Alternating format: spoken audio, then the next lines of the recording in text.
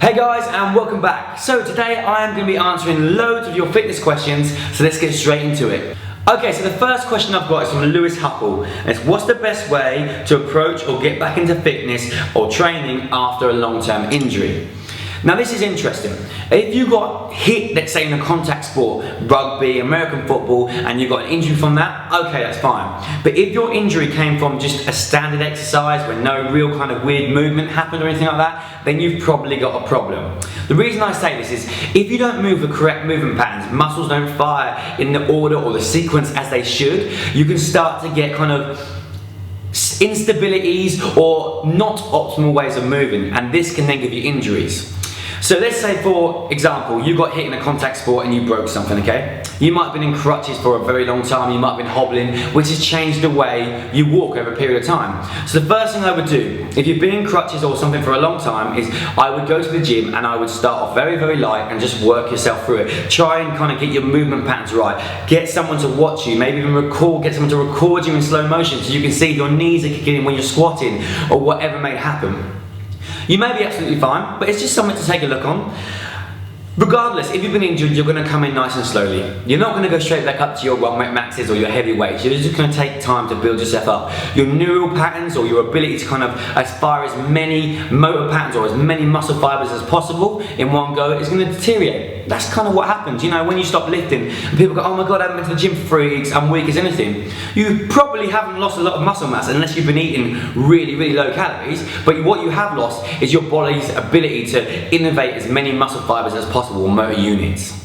So what I would say is start nice and slow, assess your movement patterns, especially if they were the reason you got injured in the first place. Okay, so the next question we've got is from Colin Watling, and it's any thoughts on training with masks? So the reason people will train with masks sometimes is basically to starve their cells of oxygen, so when they haven't got one they can perform better. Basically, the more oxygen you got, the more you can feed into your muscles, the better you can perform. Okay, so what you've got to understand is if you're at high altitude, the oxygen that you take in one breath is less. There's less oxygen in the air, okay? This is very beneficial if you're going to go and train there for a while and then come back to sea level, because you're going to have the advantage of now being able to take in more oxygen because you acclimatized to being at higher altitude. It takes a little bit of time though. The problem is with the oxygen mask is you are still taking in the same amount of oxygen in each breath, you're just taking in less air. So there's difference. You're still getting the same amount of oxygen, it's just harder for you to breathe, so your lungs are working harder. Whether that's going to benefit you, I'm not really sure. It's not the same thing though as training at altitude. That's one thing to get clear.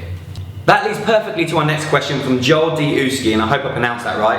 About cardio, how much would you recommend per day? Do take into account that I live 4,000 meters above sea level. See, it linked quite nicely.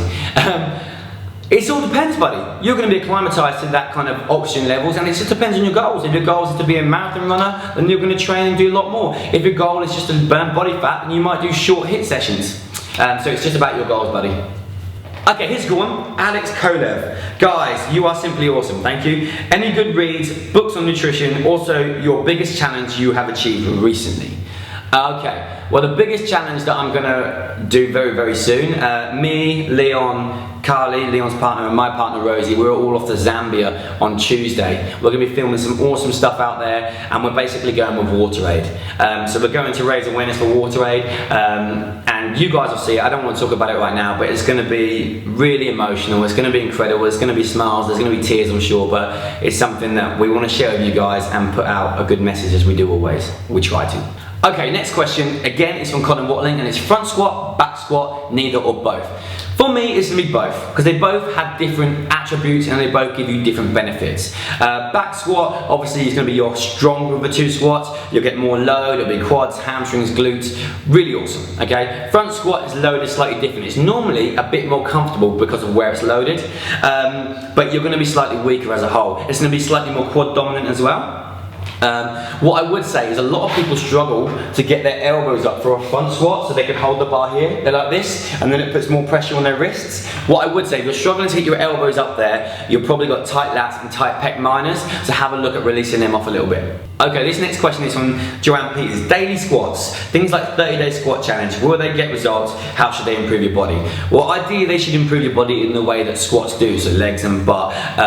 They're also going to help you lose a little bit of body fat if your calories in the right area. But what you need to think is, it will work for some people a little bit and it will work for others. It's not going to work as good as loading yourself with some weight wheel because there's more of a stimulus there. But if you're someone who's been very sedentary, you haven't done much in your life, and then you kind of exercise-wise, not being rude there, if you haven't done much exercise-wise, air squats, so just your body weight, is probably going to be enough of a stimulus to make your legs ache and create some adaptations. If you're used to going to the gym, you squat with some weight and you jump about a lot, then it's probably not. Unless you were doing a 30-day squat challenge with your squat weight, in which case you're going to be sore and overtraining probably. And that's it, no more questions. If you have any more, drop them in the comments below or leave them on our social pages. Thank you so much for watching. If you enjoyed this video, please give us a thumbs up, that does us a big favour, and subscribe if you haven't already, and we'll see you this time next week. Bye guys.